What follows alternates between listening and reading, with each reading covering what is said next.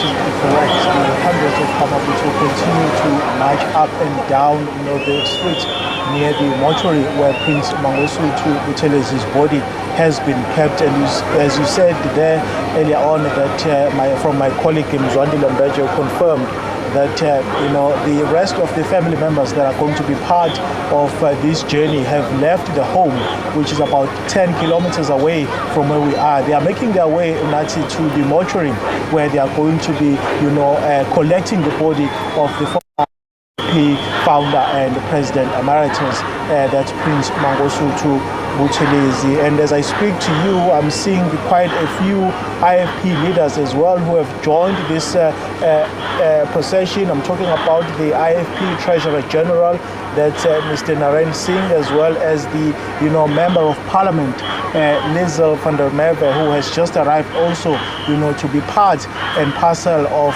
this particular procession. As I said earlier on, Unati, that the people who have gathered here are not so much mourning, but they are in a celebratory mood, saying that the Prince Mangosuthu Buthelezi has had a positive impact in their lives throughout his life. I mean, having led the party, the IFP, that is, since its formation in 1975 until, of course, 2019, when the current president of the party, Velenkosini Hlabisa, took the reins. Going now to link back to you, Unati, to take this conversation forward. All right, Simpiwe, thank you so much for your time. Of course, that was Simpiwe Makanya outside there. The family is on its way there. We understand, of course, we had a professor on just the cultural, messages in terms of what is going to be happening there when the family arrives. Some rituals will be performed. Of course, it is in the culture of the AmaZulu nation to make sure that when the body is removed, a certain, prayers need to be held and certain kind of cultural observations need to be kept. And then the body, of course, will be accompanied by the Amabuto. They will then walk alongside the hearse. And we do, of course, understand that this is the same hearse, we believe, that was used similarly in the procedures following the death of King Goodwill Zwelithini in 2021. So it just shows the significance of this particular passage and timing. Let's now cross to our political news editor, Mzwandile Mbeje, who is stationed outside the Royal Palace. Mzwandile, thank you so much for your time. Of course, we are seeing dignitaries coming into the Royal Palace ahead of, the family of Prince Buthelezi coming through with his body, where he will then, of course, be resting there at his homestead.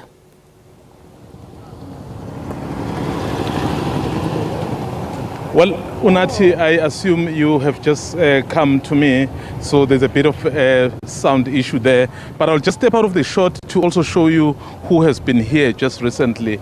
And I'm sure in that shot, if you are able to see, is Archbishop Thabo Makgoba, who has just been here visiting KwaPhindangene. Obviously, he's got a number of people that he's working with. They are just walking up. Earlier on, we saw the family members leave for the mortuary, and we definitely know that they are now going to collect the remains of Prince Mangosuthu Buthelezi. But of course, as you have said, with me is the Deputy National Commissioner, the chairperson of the Net Joints, Tibelo Musukidi, who will tell us what is it that they have done in terms of preparation, particularly after their statement relating to what is it that the mourners are allowed to carry and not to carry. Welcome to SABC. We've just been speaking earlier. You're saying you are ready. So what is it that you think could be problematic at this stage? We don't have any recorded threats.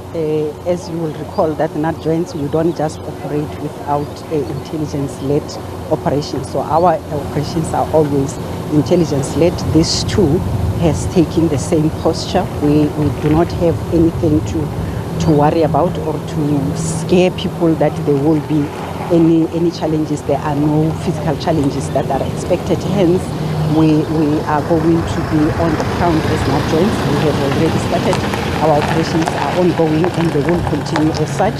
As we have indicated on the statement, on the joint state of readiness statement, that we know the Zulu tradition and we know the person whom we are going to honor in this particular funeral and the stature of the Zulu nation in terms of Amabutu. So they will be allowed to carry their traditional weapons. It is a norm. We cannot do away with that. We will manage it, and I think we do have colleagues that we are working with. We do have Amakosi that have assured Nigerians that they will make sure that any misbehavior it is attended to and it's controlled. Amabutu have commanders as well. I think it is a military wing, traditional military, that also observe the leadership, and we are not anticipating any misbehavior from them. As of now, I just drove past some of the groupings and they are behaving. The only weapon that will not be allowed are firearms. Of course, you know that from time to time when we do our operations, we do make sure that we manage that particular space, especially illegal firearms. But because there is no threat, there is no point who should bring the firearm. We have the police contingency here. We have other law enforcement agencies that will ensure the safety of the people. There is no point why the firearms should be carried. So how prepared are the police? I've heard that we are likely to have not less than 20,000 people, and this area is too small for that. Do you think you have enough capacity as the police, that intelligent-led driven investigation, or rather information that you are using? So is it sufficient to prepare you for this massive crowd? The reason why we do the planning, we plan for any eventuality. We were briefed of the numbers, but the writing is on the wall as you drive around, the mood, the people that want to come and pay respect. We do have people that will be coming as far as Johannesburg, Mpumalanga, and other parts of the country to come and pay respect. We do have contingency in place to mitigate any challenges in terms of policing. Not only the police officers, Nigerians put together all the resources of government in terms of law enforcement, and we do have them in numbers on the ground, pardon me. And if the intelligence community advise otherwise, we are having the capability of mobilizing more resources to make sure. But 20,000 people that are peaceful, they don't want to be policed. They just need to be managed and make sure that they are all safe. There is no stampede. I think what is important is that there shouldn't be any stampede that happens. That is why we want to manage and control that. Hence, we'll have other law enforcement agencies with that capability to assist, including the medics, because we know the weather, it's very hot here. I think I'm experiencing, growing up in the Free State, I am enjoying the hot weather of northern KwaZulu-Natal. And this weather then suggests that we need to put together necessary medics to be able to look after the communities and society that will be coming to pay their respect with dignity. Well, thank you very much. Thank you very much.